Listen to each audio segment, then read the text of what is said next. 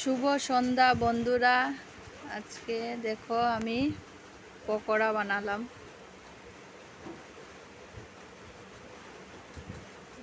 তো বন্ধুরা, আমার ফেসবুকের মধ্যে রিচ ভিউজ কমে যাচ্ছে। তোমরা প্লিজ বলবে আমি কি করব,